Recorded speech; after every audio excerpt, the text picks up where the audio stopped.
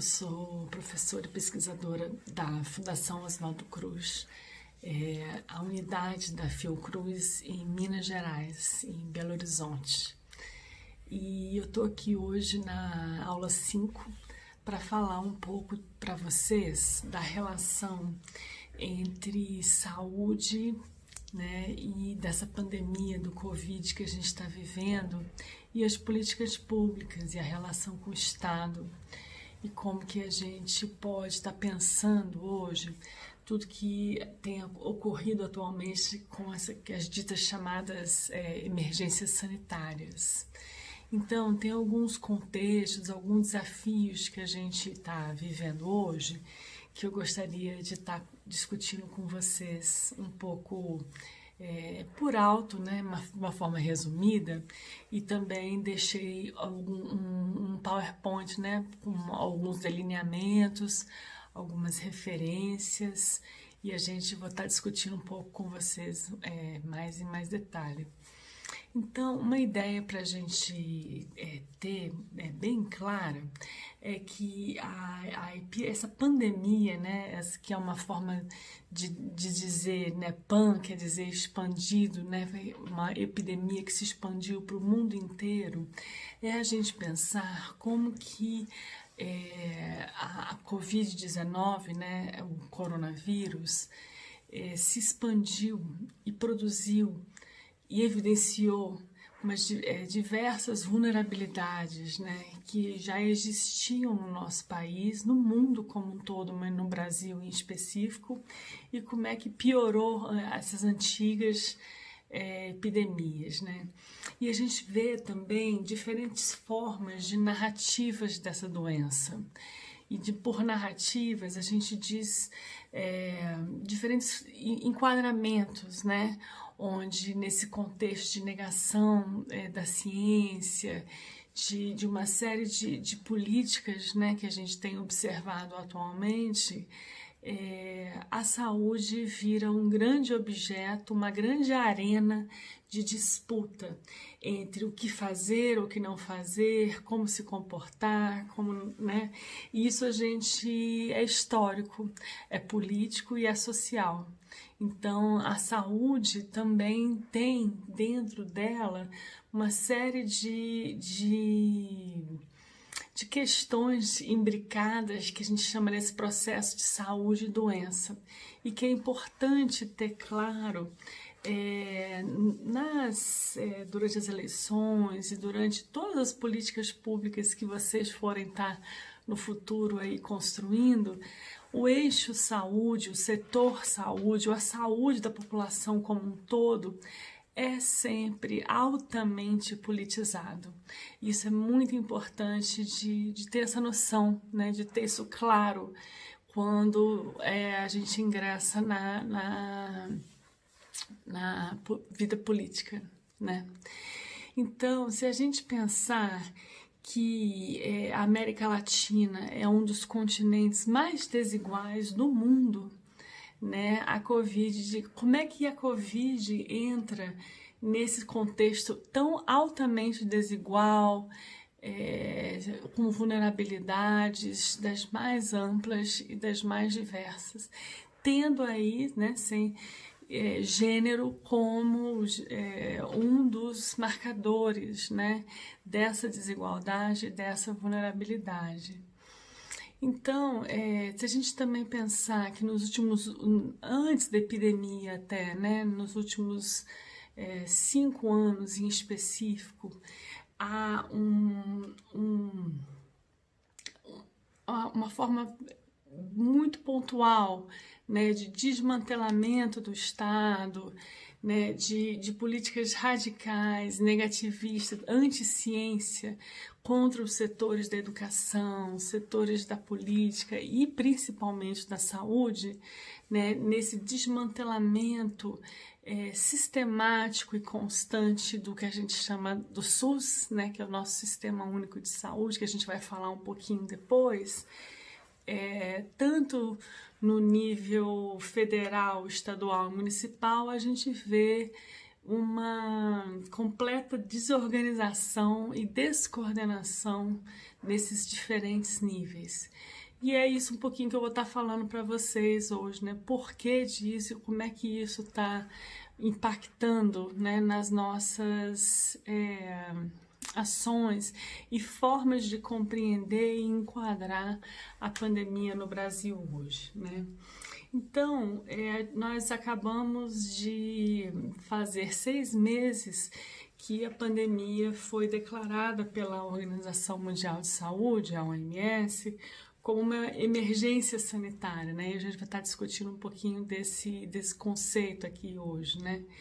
E o Brasil, né, estamos atingindo hoje, estamos aqui no início, 2 de agosto, 92 mil mortes, né? Como é que isso afeta, né? Mas não são qualquer mortes, né? Quem que está morrendo hoje no Brasil?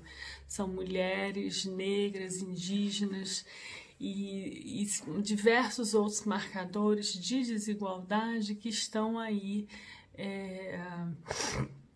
se fazendo em números, né?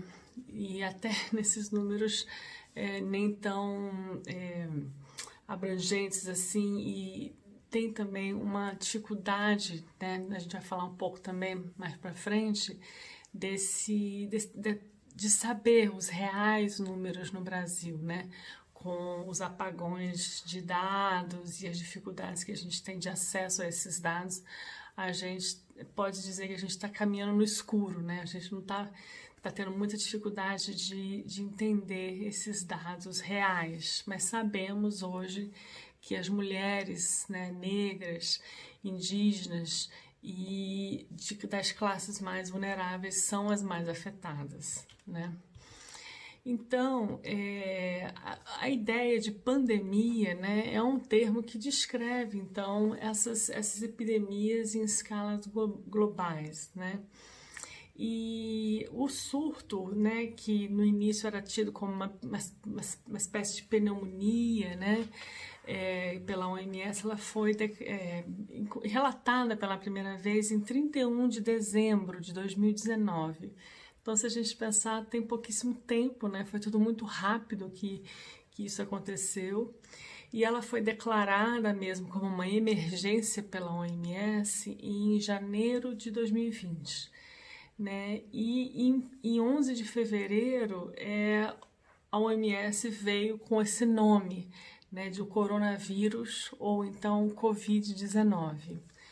E tem toda uma polêmica por que a OMS deu esse nome de coronavírus ou Covid e não de SARS, né? E aí tem um capítulo que eu anexei para vocês que discute um pouco dessa história, dessa nomeação da doença e que os nomes que se dão para as doenças não são ao acaso, né? Então tem algumas questões muito interessantes aí nessa questão da nomeação da doença que vocês podem estar olhando depois. Mas aí, no Brasil, então, o Ministério da Saúde, ele define como emergência um cenário que demanda uma urgência, né? Medidas urgentes de prevenção, controle, contenção de risco. E toda essa ideia de emergência também faz parte do Regulamento Sanitário Internacional, né, adotada pela Assembleia Mundial em 2005 e que, na verdade, entrou em vigor em 2007 e nada mais é do que um instrumento de vigilância sanitária, de regulamentação do transporte internacional e diversas outras medidas de contenção, de propagação dessas epidemias que os países, os estados-nação têm prerrogativa de declarar essas emergências. E são pouquíssimos casos que isso é relativamente atual, né? Então, e desde que criou-se essa categoria de emergências, a OMS declarou 4 vezes somente, né? Então foi a gripe H1N1, a polio, né? Foi declarada emergência também, o ebola e, mais recentemente, a epidemia de Zika vírus, né? Mas nessa escala, como a gente está vendo hoje, com uma grande pandemia, só no século passado com a gripe espanhola, né? Então, tem uma série de questões que a gente pode estar pensando aí, que não mais do que características inerentes dessas doenças, o que a gente vê são formas classificatórias dos organismos internacionais e federais de se pensar o que é considerado uma emergência.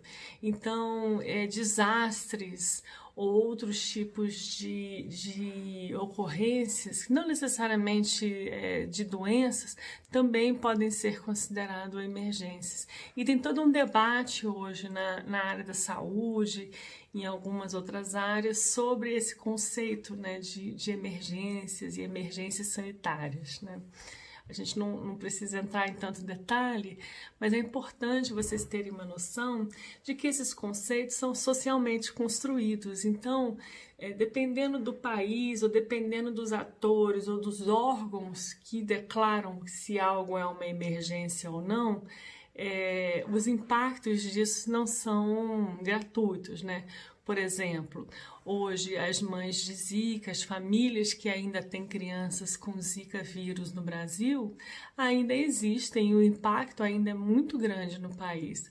Só que a gente não ouve mais na mídia, não é mais declarado, né, a emergência não há declaração dela, mas ainda o impacto é grande. Então, até que ponto essas categorias ficam, né, são relevantes ou não? Então, mesmo a epidemia sendo considerada uma pandemia, os efeitos delas, né, para diversas populações em países diferentes são muito diferenciados. Então a gente chama de uma experiência epidêmica, né? Essa experiência, né, para uma mulher negra de uma comunidade é muito diferente de uma americana, né, de uma asiática. Então, é muito importante nas ciências, né, nas ciências humanas, nas políticas públicas, a gente ter essa sensibilidade para que as experiências não são homogêneas. Longe disso. Cada território, cada local, cada cultura, religiosidade, uma série de questões perpassam essa experiência epidêmica. Então, é muito importante para que as populações que são afetadas por essas doenças sejam representadas em suas necessidades na hora da criação dessas políticas públicas, né? E daí a extrema importância dos gestores, né, de quem está sentado na mesa, pautando e fazendo a legislação, ter uma escuta, ter uma sensibilidade para a necessidade real desses diferentes grupos, né? E aí a gente vai falar um pouquinho mais da questão de gênero, das mulheres, né? Nessa pandemia e essas questões que a gente tem visto muito graves, né? Em suas consequências.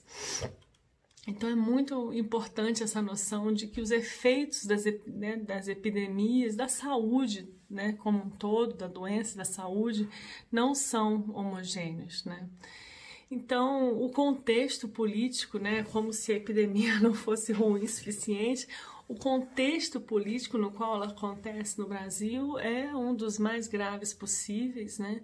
A ponto da gente chegar em 5 meses, 4 meses de epidemia no segundo maior país de números de casos, né? Que é muito grave.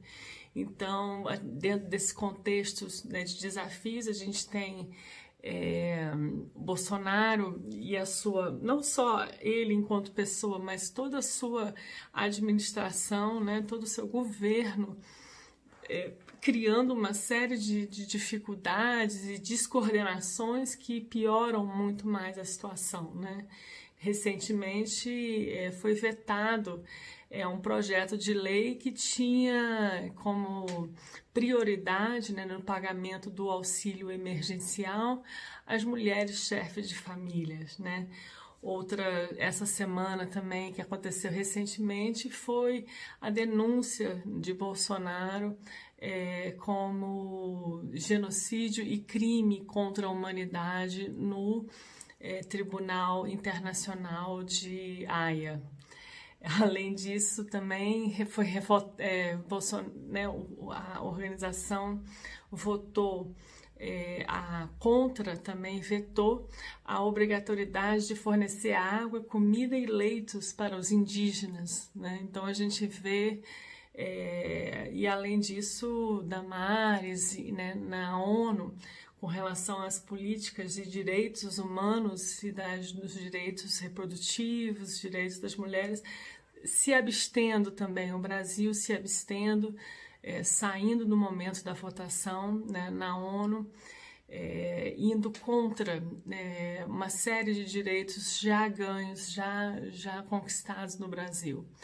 Então, esse contexto é muito grave e a gente precisa estar ciente disso e sensível a isso na hora de chegar, né, no nível da criação de políticas, né?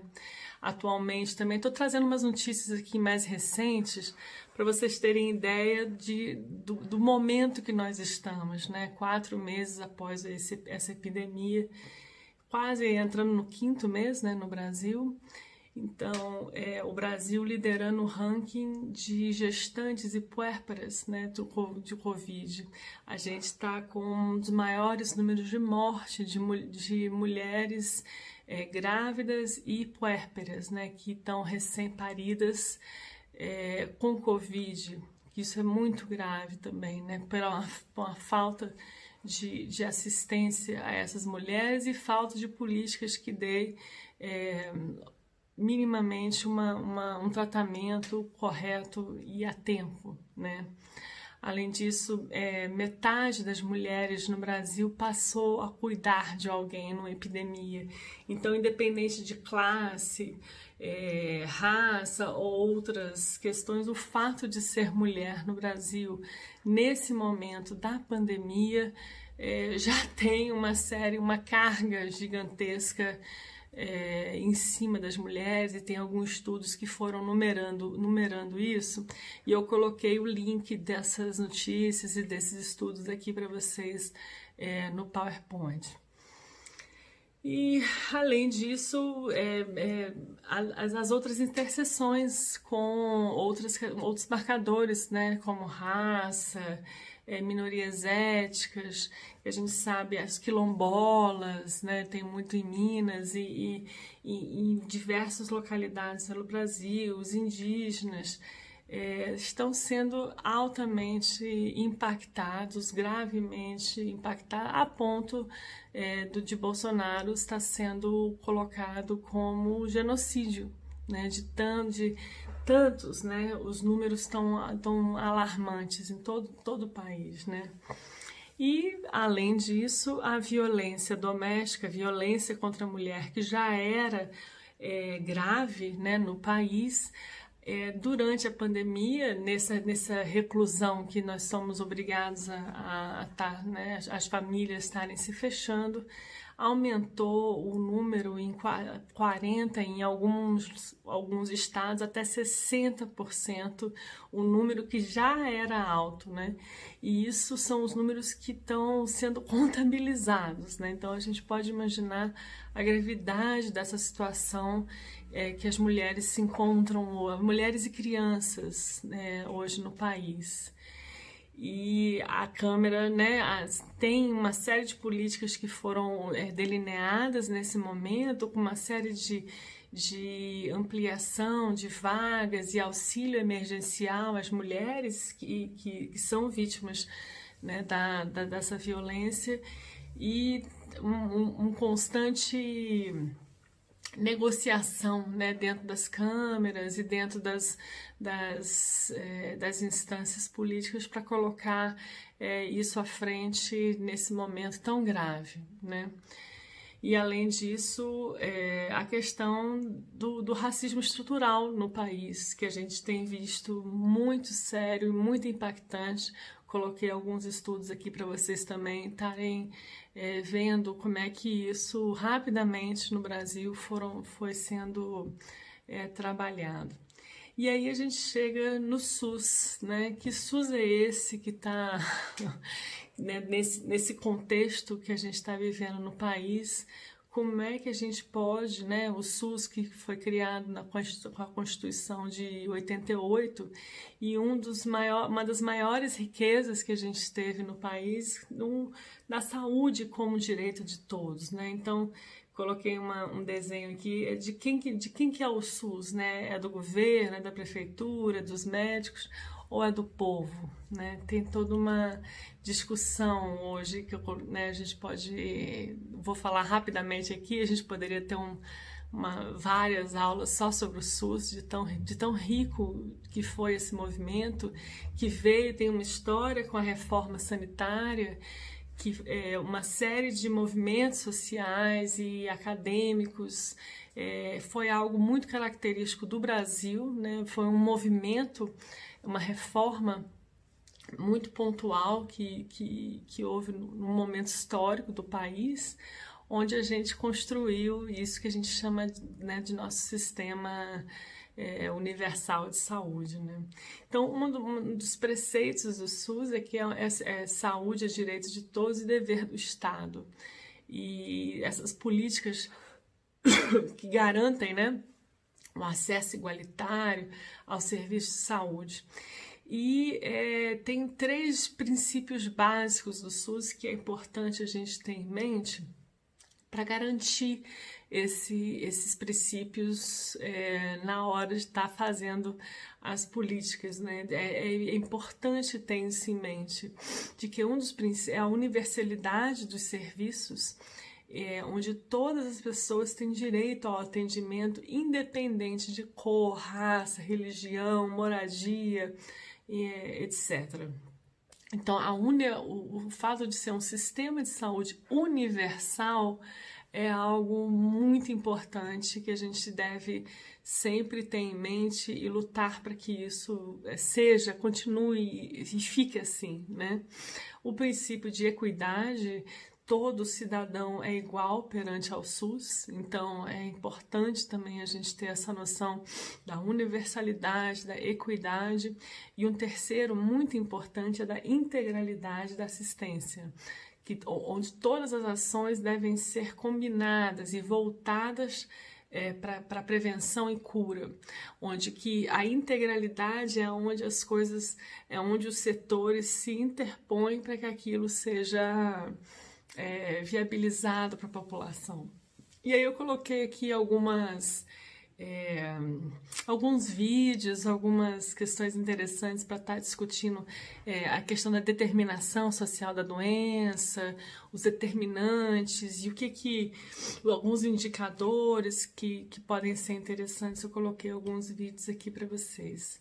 E é interessante também a gente lembrar dessa relação complicada e nem sempre tranquila entre ciência e sociedade, que ao longo dos séculos elas foram separadas, né?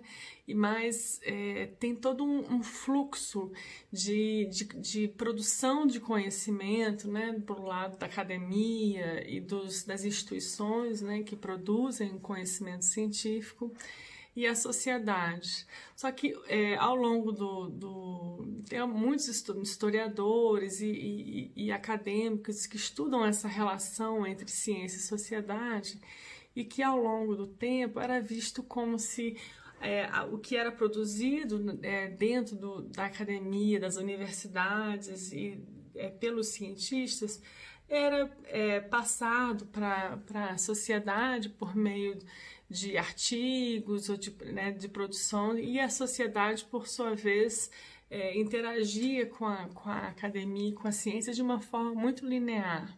Só que hoje a gente sabe que isso tudo está muito imbricado e que é uma relação muito...